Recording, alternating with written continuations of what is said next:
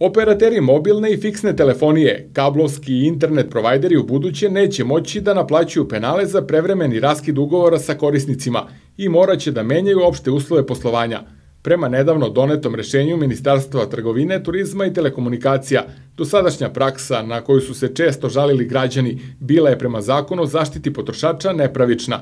Korisnici koji su raskidali ugovore sa operaterima iz bilo kog razloga do sada su morali da plate preostale rate, iako im usluge nisu isporučene. Tako se dešavalo da je neko ko je posle 2 meseca od potpisivanja dvogodišnjeg ugovora odlučio da promeni operatera, bio u obavezi da plati čak 22 preostale mesečne pretplate. Osim što su na ovaj način korisnici praktično kažnjavani, operateri su pokušavali tako da ih vežu za sebe. Jasno je da je mnogim korisnicima bilo lakše da budu nezadovoljni uslugom i čekaju isteg ugovora, nego da idu kod drugog operatera, a prethodnom plate pozamašnu sumu zbog prevremenog raskida ugovora. U dosadašnjoj praksi pojedinih operatera bilo je i stavljanje člana ugovora kojim se automatski produžava ugovor na još jedan period na koji je zaključen, ukoliko iz bilo kog razloga ne otkaže ugovor 30 dana pre njegovog isteka.